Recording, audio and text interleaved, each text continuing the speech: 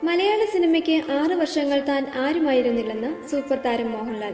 മോഹൻലാൽ എന്ന സൂപ്പർ താരത്തിന്റെ career graph പഠന വിഷയമാക്കേണ്ട തരത്തിൽ അത്ഭുതകരമായ ഒന്നാണ്. സിനിമാ രംഗത്ത് സാധാരണ കാണുന്ന തരത്തിൽ പെട്ടെന്നുണ്ടായ ഉദയമോ ഗോഡ് ഫാദേഴ്സിന്റെ പുണ്യമോ ആയിരുന്നില്ല അത്. ഒരു വിത്ത് പാകി മുളപൊട്ടി ഇലകൾ വന്ന് പൂത്തു തളിർത്ത് മെല്ലെ മെല്ലെ ഒരു വൻവൃക്ഷമായി സ്വയം വഴിതെളിച്ച് വളരുകയായിരുന്നു. സിനിമയിലെ ആദ്യത്തെ 6 വർഷങ്ങൾ വില്ലനായും പ്രധാന കഥാപാത്രത്തിന്റെ വിദൂര നിഴലായുമൊക്കെയായിരുന്നു മോഹൻലാൽ അഭിനയിച്ചത്. സിനിമ ആവശ്യപ്പെടുന്ന തരം സുന്ദരമായ ശരീരമോ ഘനഗാംഭീര്യമുള്ള ശബ്ദമോ ലാലിനില്ലായിരുന്നു. അനാകർഷകമായിരുന്നു അന്ന് ലാലിന്റെ ശരീരവും നടത്തവും. ഒരു നാടൻ കുടയുമായി മഞ്ഞിൽ വിരിഞ്ഞ പൂക്കളുടെ ഇന്റർവ്യൂവിന് പങ്കെടുക്കാനെത്തിയ ലാലിനെ കുറിച്ച് സംവിധായകൻ ഫാസിൽ ഒരിക്കൽ പറഞ്ഞു, ഇങ്ങനെ വന്നു കയറിയ യുവാവ് 6 വർഷങ്ങൾ ക്ഷമയോടെ കാത്തിരിക്കുകയായിരുന്നു എന്ന്. ലഭിച്ച എല്ലാ കഥാപാത്രങ്ങളും അഭിനയിച്ചു. തന്റെ കരിയറിന്റെ ലക്ഷ്യം മുന്നിൽ കണ്ട് രണ്ടാമത്തെ സിനിമ മുതൽ അയാൾ സെലക്റ്റീവ് ആകാൻ തുടങ്ങിയില്ല. നെഗറ്റീവ് ഇമേജ് ഉണ്ടാകുന്നതിനെ കുറിച്ച് ആലോചിച്ച് തല പുകഞ്ഞില്ല.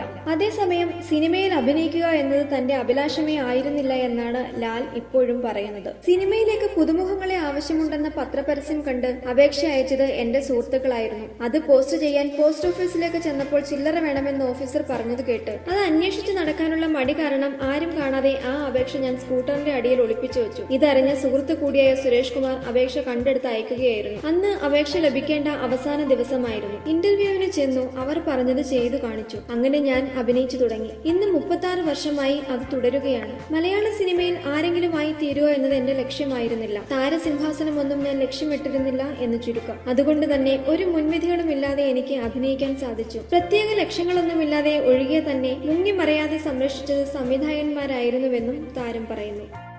കൂടുതൽ മികച്ച അറിവുകൾക്കായി മലയാളം e-magazine.com സബ്സ്ക്രൈബ് ചെയ്യൂ.